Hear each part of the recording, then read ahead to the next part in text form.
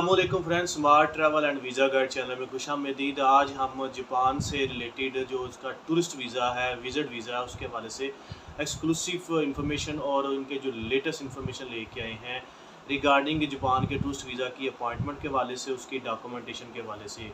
जी हाँ फ्रेंड्स, मज़ीद वीडियो शुरू करने से पहले काइंडली हमारे चैनल को ज़रूर सब्सक्राइब करिएगा, शेयर करिए और बेल आइकन पे क्लिक करिएगा। अगर हम बात करें जापान के वीज़े की प्रोसेसिंग की, इसकी अपॉइंटमेंट के हवाले से, इसमें डॉक्यूमेंट्स कौन से रिक्वायर्ड होते हैं, क्या इसमें इंटरव्यू होता है और इसके एडवांटेज या डिसएडवांटेज क्या है, इसके ऊपर बात करते हैं। सबसे पहले अगर हम अपॉइंटमेंट की बात करें, जापान एम्बेसी ने अब 22 मई 2023 से ऑनवर्ड अपॉइंटमेंट सिस्टम शुरू कर दिया है। अगर आप पंजाब से बिलोंग करते हैं किसी भी डिस्ट्रिक्ट से, तो आपको जो वीज़ा के हवाले से जो डिप्लोमेट ऑफिस है उनका इस्लामाबाद, वो डील करता है। अगर आप सिंध से हैं या किसी और सिंध के एरिया से, तो आपको कराची कौंसलेट वगैरह डील करता है। जो कराची कौंसलेट ने ऑलरेडी जो अपॉइंटमेंट सिस्टम शुरू किया हुआ था, अब वही सिस्टम जो इस्लामाबाद एम्बेसी है जापान की, वही इस चीज़ को कैरी ऑन कर रही है। इस हवाले से ये है कि पहले उन्होंने जो इंडिपेंडेंटली कोई भी लोग रैंडमली जाते थे, उनको एम्बेसी अकोमोडेट करती थी। इसके बाद उन्होंने नंबर ऑफ़ एप्लीकेंट को कम किया, मतलब कि एक दिन के अंदर वो 100 एप्लीकेंट को डील करते थे। उससे कम करते हुए उन्होंने फिर जो टूरिस्ट वीज़ा के हवाले से सिर्फ 55 जो लोगों को डील करने लगे। तो अब उन्होंने ये सिस्टम शुरू किया है कि अब आपने जब भी वीज़ा अप्लाई करना है, पहले आपने अपॉइंटमेंट लेनी है। अपॉइंटमेंट के बाद आप अपनी फाइलिंग करवाएंगे, वहाँ पे जाएंगे और आप अपना फाइल सबमिट करवाने के बाद इंटरव्यू देंगे। जापान ने अपनी जो वीज़ा फ़ीस है उसके वाले से कोई ऐसा अपडेट्स नहीं है। आपको फ्री ऑफ कास्ट वीज़ा, कोई फ़ीस नहीं, ना एम्बेसी फ़ीस है ना वीज़ा फ़ीस है। आप वहाँ पे सबमिट करवा सकते हैं। अब अगर हम बात करें जापान के जो वीज़ा की डॉक्यूमेंटेशन के वाले से, अगर आप इनविटेशन बेस पे जा रहे हैं, आप विज़िट वीज़ा अप्लाई कर रहे हैं, तो आपको इनविटेशन लेटर की मस्ट ज़रूरत होती है। उसके अंदर क्या होता है कि उसमें जो आपको इनवाइट कर रहा होता है, उसके जो स्ट्रॉन्ग टाई शो होते हैं, उसके अंदर उसकी जो स्पॉन्सर लेटर होता है, उसका गारंटी लेटर होता है, उसकी जितनी भी बिज़नेस है, बिज़नेस पॉइंट ऑफ व्यू से वाले, उसकी सारी की सारी डॉक्यूमेंटेशन वहाँ पे अटैच होती है। उसके बेस पे आप वीज़ा अप्लाई करते हैं। अगर आप इंडिपेंडेंटली टूरिस्ट वीज़ा अप्लाई कर रहे हैं, तो उस हवाले से ये है कि आपने सिंपल अपने जितने भी जो डॉक्यूमेंट्स हैं उसके अंदर, अगर हम डॉक्यूमेंट्स की बात करें, डॉक्यूमेंट्स रिक्वायरमेंट की बात करें, आपका पासपोर्ट, आपका आईडी कार्ड, आपकी एफआरसी पिक्चर, इसके अलावा आपका जो बैंक स्टेटमेंट है लास्ट 3 मंथ्स की, इसके अलावा आपके जो अकाउंट मेंटेनेंस सर्टिफिकेट है, और एक सबसे अहम और जो इम्पोर्टेंट बात है, उनका एक कन्फाइंड किस्म का उनका एक अपना फॉर्मेट है एम्बेसी का, इसके आपके ऊपर आपने आइटनरी प्लान या टूर प्लान वगैरह को मेंशन करना होता है। अगर आप इंडिपेंडेंटली अपने बिहाफ पे कोई किसी पेपर पे टूर प्लान लेके जाते हैं, तो आपकी फ़ाइल को सबमिट नहीं करते, ना आपको डील करते हैं।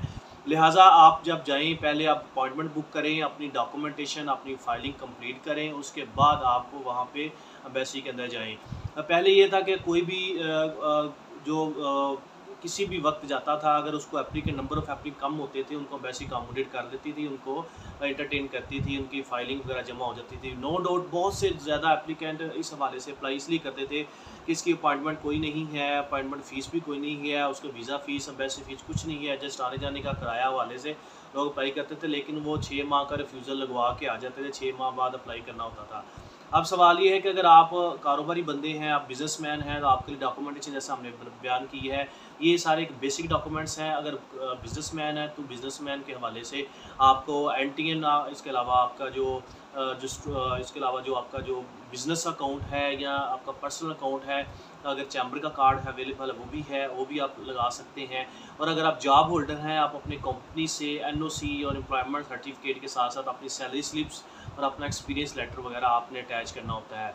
ये सारी डॉक्यूमेंटेशन की बात है। अब अगर हम तीसरे नंबर पे बात करें इसके इंटरव्यू की, ये हर एप्लीकेंट से एम्बेसी पर्सनली इंटरव्यू वगैरह लेते हैं। वो उर्दू में होता है, डेफिनेटली वहाँ पाकिस्तानी स्टाफ अवेलेबल होता है, इंटरव्यू पूछते हैं और आपका जो टूर प्लान, आइटनरी प्लान को उसके ऊपर भी फोकस करते हैं कि आप, इसके अलावा जब आप वहाँ पे पासपोर्ट सबमिट करवा देते हैं, तो 10 से 12 दिन के अंदर अंदर आपको फ़ोन कॉल आती है कि आप अपना पासपोर्ट रिसीव कर लें।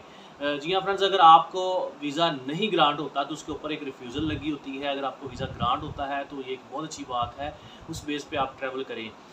जब आपके पासपोर्ट की वर्थ जापान वीज़ा लगने के बाद उस टाइम ज़्यादा अच्छी होती है, जब आप उसके ऊपर ट्रैवल करते हैं और वीज़ा आपको यूज़ करते हैं। जापान का जो वीज़ा है, टूरिस्ट वीज़ा है, उसको हासिल करने के बाद जो दूसरी अचीवमेंट होती है उसमें इमिग्रेशन क्लियरेंस होती है। बहुत से लोग ऐसे लोग होते हैं जिनको इमिग्रेशन वगैरह क्लियर नहीं होती, उनको एयरपोर्ट पे भी डिपोर्ट कर देते हैं उस ऑन द स्पॉट। इस वाले से आप अगर टूरिस्ट हैं तो जेन्युइन टूरिस्ट का क्राइटेरिया फुल पैरामीटर्स पूरे करें तो इस बेस पे आपको वहाँ पे एंट्री अलाउ होगी। और इसके अलावा अगर हम बात करें इसकी जो वीज़ा रेशो है, visa ratio with the passage of time कम से ज़्यादा होती रहती है। अगर आप राइश के बेस पे भी डिपेंड करता है, इसके अलावा लोगों का जो इंटेंशन है उसकी बेस पे भी डिपेंड करती है। इसकी नो डाउट वीज़ा फ़ीस कोई नहीं है, आप इंडिपेंडेंटली जाके किसी भी वक्त अप्लाई कर सकते हैं, लेकिन अब आपको अपॉइंटमेंट लेना पड़ेगी। अगर आपका वीज़ा एक दफ़ा रिफ्यूज़ हो गया, आपके पासपोर्ट पे स्टम्प भी लगती है रिफ्यूज़ल की, और 6 माह बाद तक आप बैन हो जाते हैं, 6 माह बाद अप्लाई करते हैं। मज़ीद इस तरह की इन्फॉर्मेशन या सर्विस हासिल करने के लिए काइंडली हमारे चैनल को सब्सक्राइब करिएगा। और इसके अलावा इसमें व्हाट्सअप नंबर है, उस पर आप ऑफिस टाइम में किसी वक्त भी वॉइस मैसेज कर सकते हैं। Thank you so much. अल्लाह हाफ़िज़।